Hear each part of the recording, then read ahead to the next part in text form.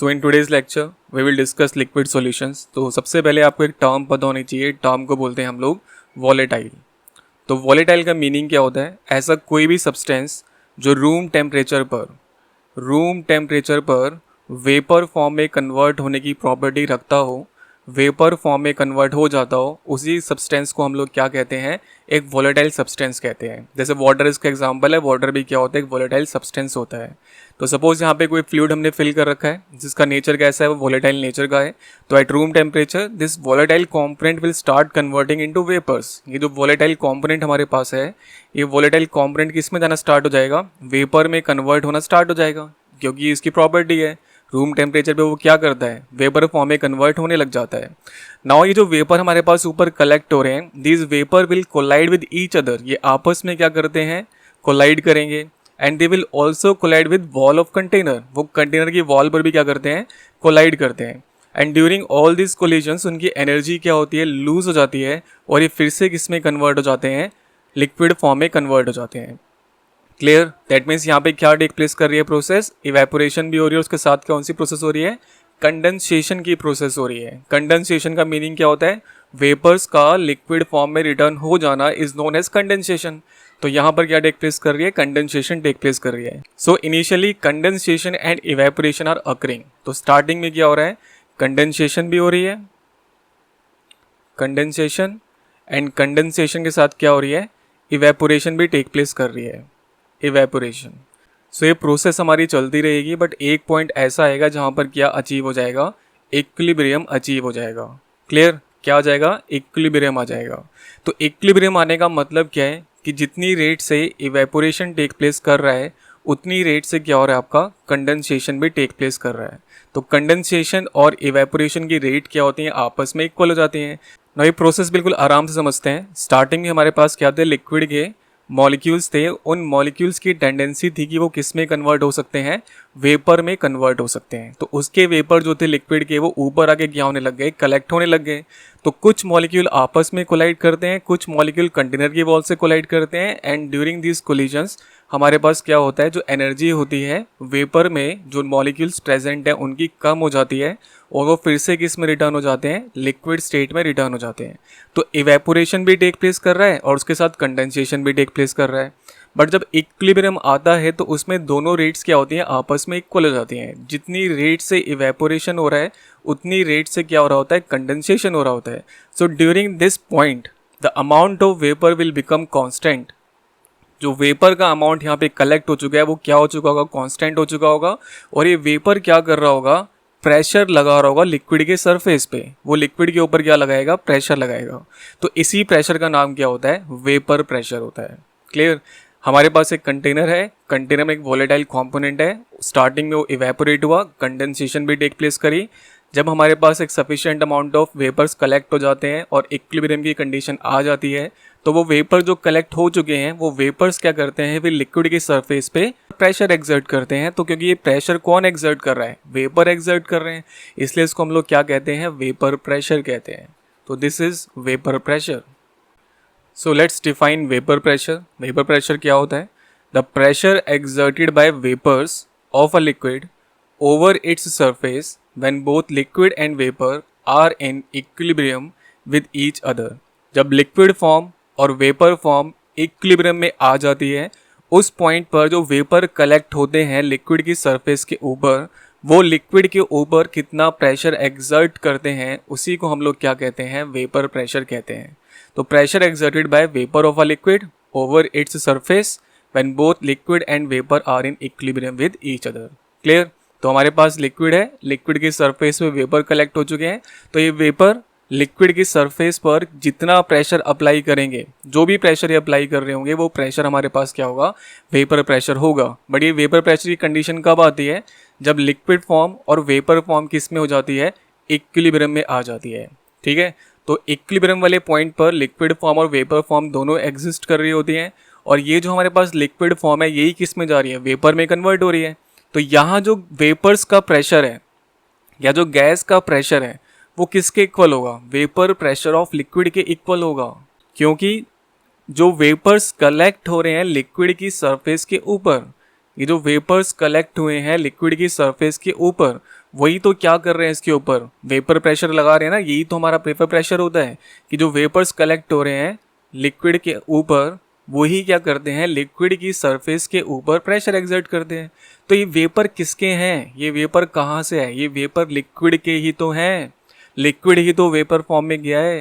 That is why pressure of a gas is equal to vapour pressure of liquid, कि जो pressure of gas है हमारे पास वो वेपर प्रेशर ऑफ लिक्विड के इक्वल है। सिंपल सा लॉजिक है।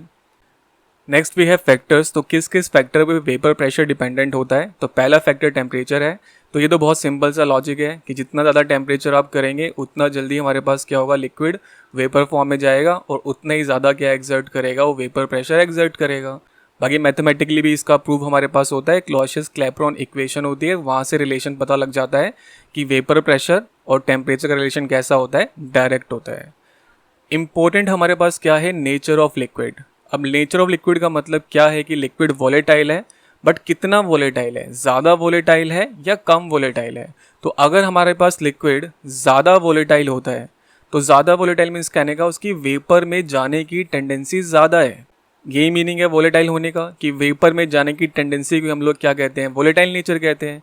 तो अगर हमारा लिक्विड ज़्यादा वोलेटाइल नेचर शो करता है तो इसका मतलब क्या होगा, less intermolecular forces of attraction क्या होंगी वहाँ पे ऑपरेट कर रही होंगी, less intermolecular forces of attraction वहाँ पे ऑपरेट कर रही होगी। एग्जाम्पल के लिए जैसे हमारे पास ये फर्स्ट लिक्विड का मॉलिक्यूल है, ये सेकंड लिक्विड का मॉलिक्यूल है और इन दोनों के बीच में अट्रैक्शन है।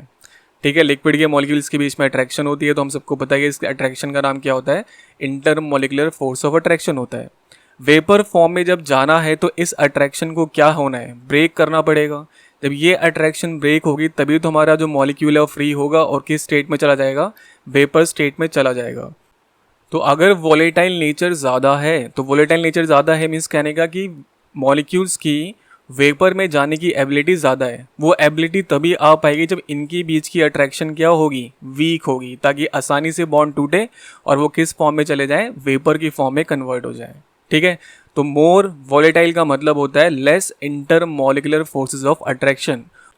और अगर हमारा लिक्विड लेस वोलेटाइल है, लेस वोलेटाइल मीन्स कहने का उसकी वेपर में जाने की टेंडेंसी कम है, तो ये जो अट्रैक्शन फोर्स है इन दो मॉलिक्यूल्स के बीच में वो क्या होगी, स्ट्रॉन्गर होगी, तभी वो वेपर फॉर्म में जाने की टेंडेंसी कम रखता है। तो यहाँ पर क्या होगा, मोर IMF होगी, मोर इंटरमॉलिकुलर फोर्सेस ऑफ अट्रैक्शन क्या होंगी, एग्जिस्ट करती होंगी, तभी वो वेपर फॉर्म में जाने की टेंडेंसी क्या होती है, उसकी कम होती है। क्लियर है। तो strong IMF, so we require a more amount of energy to break this interaction, that means less volatility. And weak IMF means we require less energy to break interaction, therefore more volatility. Clear? Next we have boiling point. तो boiling point basically क्या होता है, ये वो temperature होता है जिस पर वेपर प्रेशर ऑफ लिक्विड किसके इक्वल हो जाता है, एक्सटर्नल प्रेशर के इक्वल हो जाता है। मीन्स टू से हमारे पास एक कंटेनर है और कंटेनर ऊपर से हमने ओपन रखा हुआ है, तो यहाँ जो भी हमारे पास लिक्विड के मॉलिक्यूल्स हैं वो किस फॉर्म में जाने की टेंडेंसी रखते हैं, वेपर की फॉर्म में जाने की टेंडेंसी रखते हैं। तो यहाँ पर क्या एग्जर्ट हो रहा होगा, यहाँ पे क्या अप्लाई हो रहा होगा, एक वेपर प्रेशर अप्लाई हो रहा होगा। अब कायदे से तो होना क्या चाहिए था कि इन वेपर्स को कंटेनर को लीव कर देना चाहिए था, क्योंकि ऊपर से ये क्या है, ओपन है, बट स्टिल ये जो वेपर्स हैं ये कंटेनर को लीव नहीं कर पा रहे हैं। ऐसा क्यों हो रहा है, क्योंकि ऊपर से एक प्रेशर और इनके ऊपर एग्जर्ट हो रहा है। वही प्रेशर हमारे पास क्या होता है, एटमॉस्फेरिक प्रेशर या एक्सटर्नल प्रेशर होता है। तो एक्सटर्नल प्रेशर हो सकता है या फिर वो हमारे पास क्या हो सकता है, एटमॉस्फेरिक प्रेशर हो सकता है, एटमॉस्फेरिक प्रेशर। क्लियर। तो वेपर्स हमारे कंटेनर को लीव करके क्यों नहीं जा रहे हैं, क्योंकि ऊपर से इनको कौन दबा रहा है, इनके ऊपर कौन प्रेशर अप्लाई कर रहा है, एटमॉस्फेयर प्रेशर अप्लाई कर रहा है। धीरे धीरे हम लोग क्या कर रहे हैं, एनर्जी को इंक्रीज़ करते जाते हैं, तो वेपर्स जो होंगे उनका अमाउंट यहाँ पे ज़्यादा होने लग जाएगा और एक टाइम ऐसा आएगा कि जो वेपर प्रेशर होगा वो किसके इक्वल हो जाएगा, एटमॉस्फेरिक प्रेशर के इक्वल हो जाएगा। तो वो टेम्परेचर जिस पे लिक्विड का वेपर प्रेशर किसके इक्वल हो जाए, एटमॉस्फेरिक प्रेशर के इक्वल हो जाए, उसी को हम लोग क्या कहते हैं, बॉइलिंग पॉइंट कहते हैं उस लिक्विड का। तो बॉइलिंग पॉइंट बेसिकली वो टेम्परेचर है जिसके ऊपर जो हमारे पास वेपर प्रेशर होता है लिक्विड का वो किसके इक्वल हो जाता है, एक्सटर्नल प्रेशर या एटमॉस्फेरिक प्रेशर के इक्वल हो जाता है। इसको हम लोग कहते हैं बॉइलिंग पॉइंट। हमारे पास दो लिक्विड हैं, liquid X and liquid Y. Liquid X के भी यहाँ पर एक वेपर प्रेशर क्रिएट हुआ है और लिक्विड वाई का भी यहाँ पर एक वेपर प्रेशर क्रिएट हुआ है। तो लिक्विड एक्स का जो वेपर प्रेशर है वो 0.8 atms के अराउंड आता है और जो लिक्विड वाई है उसका वेपर प्रेशर 0.4 atms के अराउंड आता है। ना लिक्विड एक्स को भी हम लोग क्या कर रहे हैं, एनर्जी दे रहे हैं, उसको हीट अप कर रहे हैं, और लिक्विड वाई को भी हम एनर्जी दे रहे हैं, उसको हीट अप कर रहे हैं।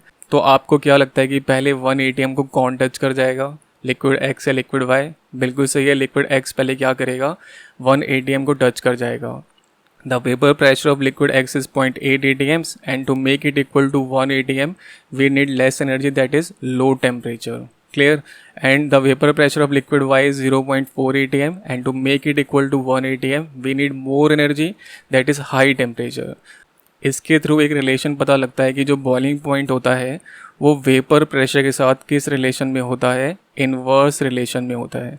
बिकॉज जिस लिक्विड का वेपर प्रेशर ज़्यादा है that liquid will require less amount of energy to reach up to external pressure. जो भी जितना भी हमने अप्लाई कर रखा है वहाँ तक जाने के लिए उसको कम एनर्जी की रिक्वायरमेंट है, मतलब लो टेम्परेचर लगेगा तो बॉइलिंग पॉइंट क्या होगा, कम होगा। और यहाँ पर देखें तो 0.4 atm से 1 atm टच करना है तो आपको ज़्यादा देर तक उसको हीटअप करना पड़ेगा, ज़्यादा आपको एनर्जी इसको प्रोवाइड करनी पड़ेगी, तो इसका बॉइलिंग पॉइंट भी क्या हो जाएगा, ज़्यादा। तो जिसका वेपर प्रेशर कम है उसका बॉइलिंग पॉइंट ज़्यादा है, जिसका वेपर प्रेशर ज़्यादा होता है उसका बॉइलिंग पॉइंट क्या होता है, कम होता है। तो ये एक रिलेशन इस्टेब्लिश हो चुका है बॉइलिंग पॉइंट और वेपर प्रेशर के बीच में। नेक्स्ट पे है राउल्ट्स लॉ। राउल्ट्स लॉ में बेसिकली दो कंसिडरेशन आपको करनी है। पहली जो कंसिडरेशन हमारे पास है उसमें जो सॉल्यूट है वो किस नेचर का होना चाहिए, नॉन वॉलेटाइल होना चाहिए, और सॉल्वेंट हमारे पास किस नेचर का होना चाहिए, वॉलेटाइल नेचर का होना चाहिए। तो सॉल्वेंट लेंगे वॉलेटाइल और सॉल्यूट लेंगे हम नॉन वॉलेटाइल। तो क्योंकि सॉल्यूट हमारा नॉन वॉलेटाइल है तो वो तो वेपर की फॉर्म में कन्वर्ट होगा नहीं, तो वेपर्स में कौन जाएगा, सिर्फ सॉल्वेंट जाएगा। तो हमारे पास जो सॉल्यूशन का वेपर प्रेशर आएगा वो किसकी वजह से आएगा, सॉल्वेंट की वजह से आएगा। क्यों सॉल्वेंट की वजह से आ रहा है, क्योंकि हमारे पास जो सॉल्यूशन क्रिएट हुआ है उस सॉल्यूशन के अंदर सॉल्यूट जो है वो नॉन वॉलेटाइल नेचर का है, वो वेपर में जाने की टेंडेंसी नहीं रखता। तो सिर्फ सॉल्वेंट के मॉलिक्यूल ही क्या करेंगे, वेपर फॉर्म में कन्वर्ट होंगे, और जो भी वेपर प्रेशर आएगा वो अल्टीमेटली किसका होगा, सॉल्वेंट का होगा या सॉल्वेंट की वजह से आ रहा होगा। क्लियर? नाउ अगर हमारे पास यहाँ पे प्योर वाटर है, या उसको हम बोल रहे हैं हमारे पास यहाँ पर क्या प्रेजेंट है, प्योर सॉल्वेंट प्रेजेंट है, और दूसरे कंटेनर में हमारे पास क्या है, सॉल्यूशन प्रेजेंट है। तो फर्स्ट कंटेनर में प्योर सॉल्वेंट और सेकंड कंटेनर हमारे पास क्या है, सॉल्यूशन है। हम दोनों को क्या करते हैं, बॉईल करते हैं, दोनों को हीट करते हैं। तो हम ये देखेंगे कि जो हमारे पास प्योर सॉल्वेंट है उसका जो वेपर प्रेशर है वो ज़्यादा निकलेगा, और सॉल्यूशन का जो वेपर प्रेशर है वो आपको क्या मिलेगा, कम मिलेगा। ठीक है, अब ऐसा क्यों हो रहा होगा, अगर हम प्योर सॉल्वेंट की साइड पर देखें तो प्योर सॉल्वेंट की साइड पर सिर्फ और सिर्फ किसके मॉलिक्यूल्स प्रेजेंट हैं, प्योर सॉल्वेंट के मॉलिक्यूल प्रेजेंट है एट सरफेस। तो ये मॉलिक्यूल्स क्या कर रहे होंगे, वेपर फॉर्म में जा रहे होंगे और वेपर प्रेशर एक्सर्ट कर रहे होंगे। बट जैसे ही हम एक सॉल्यूशन बना लेते हैं तो सॉल्यूट के मॉलिक्यूल्स भी क्या करते हैं, जगह ऑक्यूपाई कर लेते हैं। सॉल्यूट के मॉलिक्यूल्स भी क्या करते हैं, सरफेस पर एरिया या जगह ऑक्यूपाई कर लेते हैं। बिकॉज ऑफ दैट ऑक्यूपेशन हमारे पास जो सॉल्वेंट के मॉलिक्यूल्स होते हैं, सॉल्वेंट के मॉलिक्यूल्स होते हैं उनकी काउंट क्या हो जाती है, कम हो जाती है। तो कम सॉल्वेंट के मॉलिक्यूल्स क्या होंगे, सरफेस पे प्रेजेंट होंगे, तो वेपर में भी वो क्या करेंगे, कम मॉलिक्यूल्स ही जाएंगे, तो वेपर प्रेशर हमारे पास क्या हो जाएगा, कम हो जाएगा। क्लियर? तो because solution has both solvent and solute molecule and they both will be present on surface, so the fraction of surface covered by solvent molecule will be less, so number of solvent molecule escaping as vapor will be less, that is why vapor pressure आपके पास क्या हो जाएगा, reduce हो जाएगा। So the vapor pressure of solvent over a solution of non-volatile solute is directly proportional to its mole fraction present in solution। Relation बहुत ही simple है, law काफ़ी simple है। लॉ हमें बेसिकली क्या बता रहा है कि अगर आपके पास एक सॉल्यूशन क्रिएट हुआ है जिसमें वॉलेटाइल सॉल्वेंट है और नॉन वॉलेटाइल सॉल्यूट है, तो जितना भी वेपर प्रेशर आएगा वो किसकी वजह से आएगा, सॉल्वेंट के मॉलिक्यूल्स की वजह से आएगा। क्लियर हो रहा है? तो सॉल्वेंट का अमाउंट या मोल फ्रैक्शन जितना ज़्यादा होगा सॉल्यूशन के अंदर, जितना अमाउंट सॉल्वेंट के मॉलिक्यूल्स का ज़्यादा होगा उतने ही ज़्यादा यहाँ पर क्या कलेक्ट होंगे, वेपर कलेक्ट होंगे। यही हमारे पास क्या होता है, रॉल्ट्स लॉ होता है। The vapor pressure of solvent over a solution of non-volatile solute is directly proportional to its mole fraction present in solution, कि जो वेपर प्रेशर होगा सॉल्वेंट का, ठीक है, over a solution of non volatile solute, वो directly proportional किसके साथ होगा कि सॉल्वेंट का कितना अमाउंट, कितना मोल फ्रैक्शन किस में प्रेजेंट है, सॉल्यूशन में प्रेजेंट है। ज़्यादा सॉल्वेंट के मॉलिक्यूल्स होंगे तो ज़्यादा वेपर प्रेशर, कम सॉल्वेंट के मॉलिक्यूल्स होंगे तो कम वेपर प्रेशर। तो हम सॉल्यूशन में कैसे अमाउंट चेक करते हैं, मोल फ्रैक्शन के थ्रू अमाउंट चेक किया जाता है। तो अगर हमारे पास जो सॉल्वेंट है उसका जो मोल फ्रैक्शन है वो ज़्यादा निकलता है, मतलब उसका अमाउंट हमारे पास क्या है, ज़्यादा है। तो अगर उसका अमाउंट ज़्यादा है तो इतना तो हम लॉजिकली सोच सकते हैं कि ज़्यादा अमाउंट है तो ज़्यादा वेपर्स बनेंगे, तो वेपर प्रेशर आपके पास क्या हो जाएगा, ज़्यादा हो जाएगा। और अगर मोल फ्रैक्शन कम है तो उसका मतलब उसका अमाउंट कम है, तो सॉल्वेंट के मॉलिक्यूल्स का अमाउंट ही कम है, तो वेपर प्रेशर भी क्या आएगा, कम आएगा। ये हमारे पास रॉल्स लॉ है। So we can say that कि जो प्रेशर होगा सॉल्यूशन का वो किसके प्रोपोर्शनल होगा, मोल फ्रैक्शन ऑफ सॉल्वेंट के प्रोपोर्शनल होगा। Clear. Now pressure of solution is equal to P naught of solvent into में मोल फ्रैक्शन ऑफ सॉल्वेंट। ये हमारे पास आया रिलेशन, जहाँ पे पी नॉट क्या होता है, पी नॉट होता है vapour pressure of pure solvent, ये प्रोपोर्शनैलिटी कांस्टेंट है। P naught vapour pressure of pure solvent, vapour pressure of pure solvent. Clear.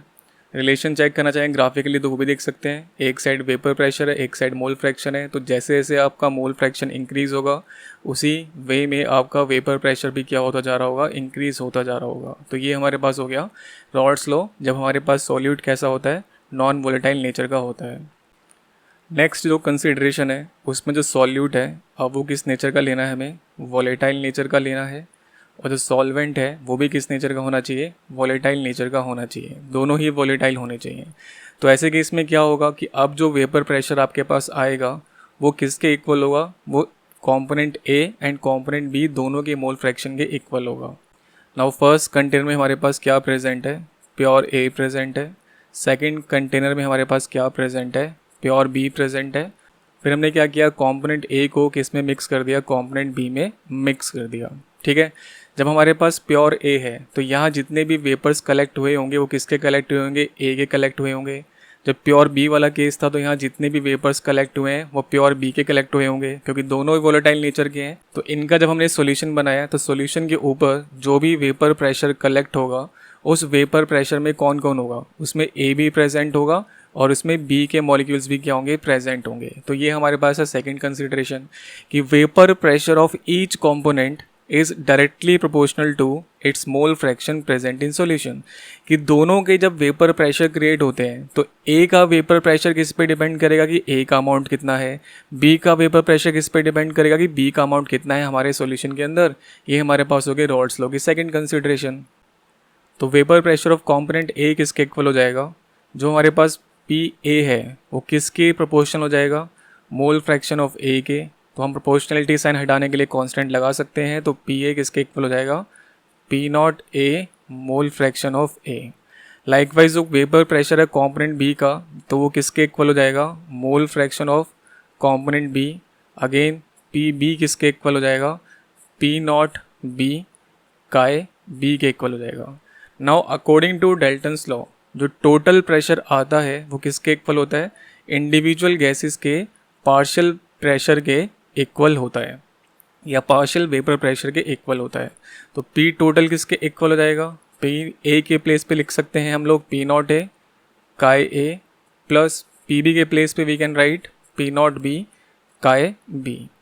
Now हम क्या कर सकते हैं कि पी नॉट ए हम वैसा ही रखें, काय ए हम वैसा ही रखें, plus P naught B same वैसा ही, बट काय बी के प्लेस पे वी कैन राइट 1 माइनस काय ए, क्योंकि रिलेशन होता है ना काय ए प्लस काय बी किसके इक्वल होता है, 1 के इक्वल होता है। तो काय बी किसके इक्वल हो जाएगा, 1 माइनस काय ए के इक्वल हो जाएगा। तो नेक्स्ट हमारे पास क्या जाएगा, जो पी नॉट ए है chi A plus P naught B minus में P naught B chi A, multiply कर दिया हमने पी नॉट के साथ।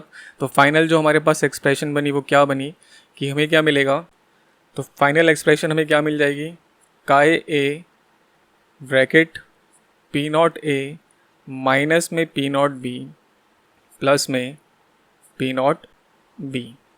क्लियर? ये हो गया टोटल प्रेशर निकालने का फॉर्मूला। ना उसकी ग्राफिकल रिप्रेजेंटेशन कैसे होती है, इस पॉइंट पे आपके पास प्योर ए है और इस पॉइंट पे आपके पास प्योर बी है। तो हम ये एज्यूम कर लेते हैं कि जो प्योर ए है वो ज़्यादा वोलेटाइल है, मतलब पी नॉट ए का जो वेपर प्रेशर है वो ज़्यादा आ रहा है किससे, पी नॉट बी से। तो पी नॉट ए का यहाँ पर कुछ ना कुछ क्या होगा, एक वेपर प्रेशर होगा, और पी नॉट बी का भी यहाँ पे कुछ ना कुछ क्या होगा, वेपर प्रेशर होगा। पी नॉट ए के लिए मतलब प्योर ए के लिए हमने डॉट ऊपर क्यों लगाया, क्योंकि इसका वेपर प्रेशर ज़्यादा है, और बी के लिए नीचे इसलिए लगाया क्योंकि बी का वेपर प्रेशर हमारे पास क्या है, कम है। तो अगर हम प्योर ए की साइड देखें तो यहाँ पर जो मोल फ्रैक्शन होगा ए का वो कितना होगा, 1, and mole fraction of B हमारे पास कितना होगा, 0, क्योंकि यहाँ पर सिर्फ प्योर ए प्रेजेंट है, बी तो है नहीं, तो बी का मोल फ्रैक्शन कितना हो जाएगा, 0 हो जाएगा। लाइकवाइज प्योर बी वाली साइड पर जो मोल फ्रैक्शन है ए का वो 0 हो जाएगा, और जो मोल फ्रैक्शन ऑफ बी का वो कितना हो जाएगा, 1 हो जाएगा। नाउ जैसे जैसे हम लोग क्या करेंगे, बी की तरफ बढ़ेंगे, जो ए है उसका वेपर प्रेशर कम होने लग जाएगा। क्यों कम होने लग जाएगा, ये हमारे पास क्या है, पी नॉट ए है। तो पी नॉट ए का वेपर प्रेशर धीरे धीरे कम होने लग जाएगा, क्योंकि ए का अमाउंट कम हो रहा है और बी का अमाउंट क्या हो रहा है, बढ़ रहा है। तो आपको कैसी लाइन मिलेगी, इस टाइप की लाइन आपको मिलेगी। क्लियर? इसका मतलब क्या है कि जैसे जैसे हम आगे की तरफ बढ़ रहे हैं हमारे पास क्या हो रहा है, जो वेपर प्रेशर है वो धीरे धीरे क्या होता जा रहा है, कम होता जा रहा है। लाइकवाइज अगर हम कंपोनेंट बी के लिए देखें तो कंपोनेंट बी जैसे जैसे इस साइड जाएगा उसका अमाउंट धीरे धीरे कम होता जाएगा, इस साइड उसका अमाउंट मैक्सिमम है, और जैसे जैसे हम लोग आगे बढ़ रहे हैं उसका अमाउंट धीरे धीरे क्या होता जाएगा, कम होता जाएगा। तो इस टाइप का ग्राफ आपको एक मिलेगा। तो अगर हम इस वाली साइड पर देखें तो यहाँ कौन प्रेजेंट है, पी नॉट बी प्रेजेंट है। फिर से एक बार ग्राफ को चेक करते हैं। ये वाली साइड किसके लिए है, मोल फ्रैक्शन के लिए है, और ये वाली साइड किसके लिए है, वेपर प्रेशर के लिए है। इस पॉइंट पे हमने क्या रखा है, प्योर ए रखा है, तो यहाँ पे सिर्फ प्योर ए प्रेजेंट है, तो मोल फ्रैक्शन ऑफ ए 1 होगा और मोल फ्रैक्शन ऑफ बी 0 होगा। यहाँ पर प्योर बी रखा हुआ है, तो यहाँ पे मोल फ्रैक्शन ऑफ ए 0 होगा और मोल फ्रैक्शन ऑफ बी कितना होगा, 1 होगा। क्योंकि इस साइड प्योर ए रखा है तो यहाँ पे आपको क्या मिलेगा, पी नॉट ए मिलेगा, प्योर ए का वेपर प्रेशर। यहाँ पे प्योर बी रखा है तो आपको यहाँ क्या मिलेगा, प्योर बी का वेपर प्रेशर। अब दोनों में हाइट डिफरेंस क्यों है, क्योंकि हमने कंसिडरेशन करी है कि जो ए कंपोनेंट है वो ज़्यादा वोलेटाइल है, तो उसका वेपर प्रेशर ज़्यादा होगा in comparison to B. Clear? अब जैसे जैसे हम ए वाली साइड से बी वाली तरफ जा रहे हैं, अगर हम एक पॉइंट यहाँ पर लेते हैं, सपोज ये पॉइंट हमने लिया, और यहाँ पे हम देखें तो यहाँ पे वैल्यू कितनी आ रही है, 0.6 आ रही है। तो ये 0.6 वैल्यू किसके लिए होगी, ये वैल्यू होगी बी के लिए, और यहाँ पे ए की वैल्यू कितनी हो जाएगी, 0.4 हो जाएगी। जैसे आप इस पॉइंट पे आते हो तो यहाँ पे आपको वैल्यू कितनी मिलती है, 0.8, और दूसरी वैल्यू कितनी मिलती है, 0.2। तो जितना आप बी के पास जाते रहेंगे तो बी का अमाउंट बढ़ता जाएगा। तो मतलब 0.8 किसके लिए है, प्योर बी के लिए, एंड 0.2 किसके लिए, ए के लिए। जब हम इस पॉइंट पे आ गए हैं तो मोल फ्रैक्शन ऑफ ए 0 हो जाएगा और मोल फ्रैक्शन ऑफ बी कितना हो जाएगा, 1 हो जाएगा। और टोटल वेपर प्रेशर का है, ये है हमारा total vapour pressure, this is P total. P total जो किसके इक्वल है, P naught A chi A plus P naught B chi B के इक्वल है। तो ये है हमारे पास graphical representation of Raoult's law. Next we have relationship between Raoult's law and Dalton's law. तो हमारे पास यहाँ पर एक सॉल्यूशन है, इसमें कंपोनेंट ए प्रेजेंट है और कंपोनेंट बी प्रेजेंट है। तो वेपर जब बनेंगे तो वेपर फॉर्म में भी कौन होगा, कंपोनेंट ए होगा, और वेपर फॉर्म में भी क्या होगा, कंपोनेंट बी आपके पास प्रेजेंट होगा। तो ये कैसा फेज़ है हमारे पास, ये है एक वेपर फेज़, और ये कैसा फेज़ है हमारे पास, ये एक लिक्विड फेज़ है, लिक्विड फेज़। तो जब हम लिक्विड फेज़ के बारे में बात कर रहे होते हैं तब हम मोल फ्रैक्शन से डील करते हैं। तो लिक्विड फेज़ के लिए हम लोग किसके बारे में बात करते हैं, मोल फ्रैक्शन के बारे में बात करते हैं। बट जब हम लोग वेपर फेज़ में आते हैं तो उसके लिए जो मोल फ्रैक्शन डिफाइन होता है वो सेम इसी तरीके से डिफाइन होता है। जैसे लिक्विड फेज़ के लिए बोल दिया जो मोल फ्रैक्शन है ए के लिए कितना हो जाएगा, वो काय ए हो जाएगा, और बी के लिए कितना हो जाएगा, मोल फ्रैक्शन हमारे पास काय बी हो जाएगा। क्लियर? वैसे जब आप मोल फ्रैक्शन ढूंढोगे वेपर फेज़ में तो आप क्या बोलोगे, जो मोल फ्रैक्शन है ए का, जो मोल फ्रैक्शन है ए का, उसको आप किससे रिप्रेजेंट कर दोगे, गामा ए से रिप्रेजेंट कर दोगे, और मोल फ्रैक्शन ऑफ बी आप किससे रिप्रेजेंट कर दोगे, गामा बी से रिप्रेजेंट कर दोगे। क्लियर है? तो गामा ए और गामा बी हमारे पास क्या है, वेपर फेज़ में मोल फ्रैक्शन की वैल्यूज़ हैं। So according to Raoult's law, Raoult's law के अकॉर्डिंग हमारे पास जो वेपर प्रेशर होगा, वेपर प्रेशर ऑफ ए, वो किसके इक्वल आ जाएगा, मतलब पी ए किसके इक्वल होगा, पी नॉट ए काय ए के इक्वल होगा। लाइकवाइज जो हमारे पास पी बी होगा वो किसके इक्वल होगा, P naught B chi B के इक्वल होगा। And according to Dalton's law, Dalton law हमें क्या कहता है कि जो वेपर प्रेशर होगा ए का, वेपर प्रेशर ऑफ ए वो किसके इक्वल हो जाएगा, वेपर प्रेशर ऑफ ए किसके इक्वल हो जाएगा, mole fraction that means gamma A multiply by total pressure. Likewise partial pressure of B किसके इक्वल हो जाएगा, गामा बी इंटू में टोटल प्रेशर। तो रॉल्ट्स लॉ से भी आपको प्रेशर ऑफ ए पता लग रहा है, प्रेशर ऑफ बी पता लग रहा है। डेल्टन्स लॉ से भी आपको प्रेशर ऑफ ए पता लग रहा है और प्रेशर ऑफ बी पता लग रहा है। सो फॉर ए हमारे पास क्या हो जाएगा, P naught A chi A is equal to gamma A into में टोटल प्रेशर। क्लियर। तो गामा ए किसके इक्वल हो जाएगा हमारे पास, gamma A will be equal to P naught A chi A divide by total pressure. वैसे ही gamma B हमारे पास कितना हो जाएगा, P naught B chi B divide by total pressure. तो ये हमारे पास एक रिलेशन आ चुका है कि वेपर फेज में कैलकुलेट करना हो आपको मोल फ्रैक्शन, तो इस वाले फॉर्मूले के थ्रू आप लोग क्या करेंगे, उसको कैलकुलेट कर सकते हैं।